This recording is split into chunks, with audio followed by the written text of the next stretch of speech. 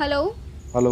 यार तुम मुझे एक बात बताओ, तुम मुझे कॉल नहीं करते, मैसेज नहीं करते, मुझसे बात नहीं करते, तुम मुझसे प्यार व्यार नहीं करते क्या? अरे करते हो या नहीं करते? रुक आवत है।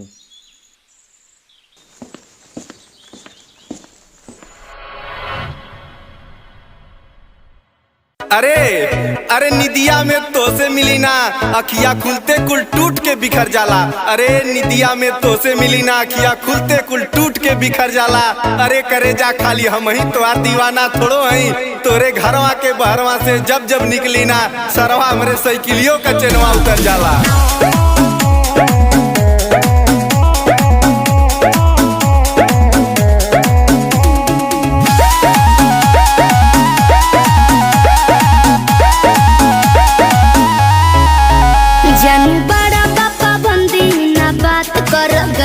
कुल बंद बाबा जार भइल बाटे बंदी, बुझल?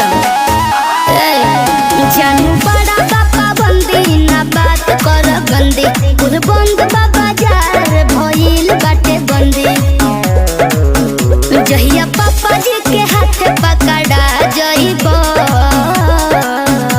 बोझरिया में राजा पिटा जइबो, पिटा जइबो।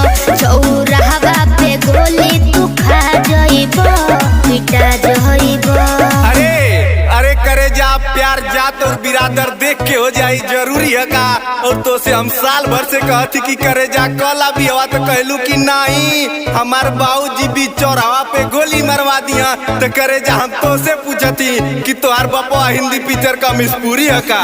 तो का प्रेमी है, पागल है, दीवाना है।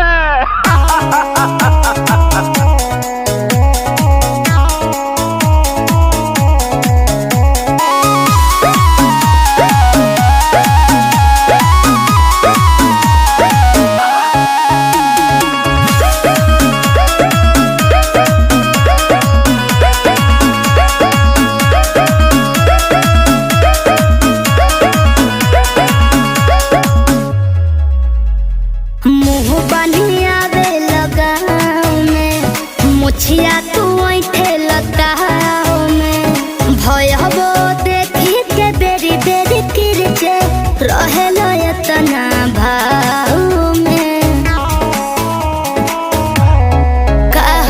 मुँह बनिया बे लगाओ में, मुछिया तू ऐठे लताओ में भयबो देखी के बेरी बेरी किरचे रहेल एतना भाव में। हे करे जा अल्लाह अपने भयो के बारे में सुना बोला। अरे करे जा हम तोरे गौवा में केतनो मुहवा बांध के आई ना, है तोहार छोटका भाईवा हमके पहचान लेवेला। का बताई एकर आदत इतना बिगाड़ देले ना कि दतवा छियार के जीजा 10 रुपया दे दा, गोड़वा पर के मांग लेवेला। भाग झूठा। ए दीदा 10 रुपया दा। जवान टूट गया। अरे देख ला तो ऐसने भाई है। बड़ो नशा में तू धुत कुल भूला जइबो, बोला जहिया पापा जी के हाथे धारा जइबो, पिटा जइबो। चौराहा पे गोली तू खा जइबो, पिटा जइबो।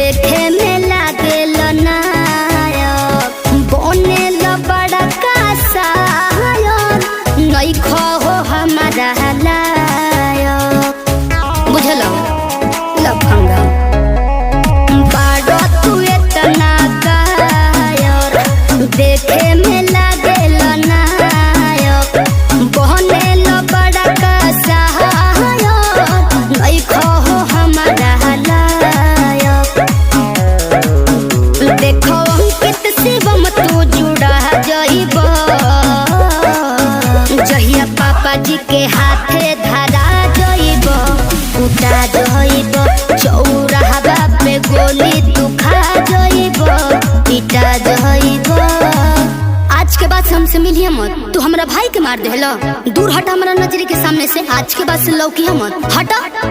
अले भैया भौजी तो तोड़ के जात पाली हो, अब बाबूजी से ताता बा। अरे बाबूजी हमार कहले रहना कि बेटा कर ले बियावा, माई तोर बूढ़ हो गई।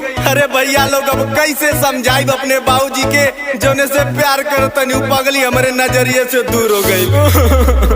भैया भाजी हो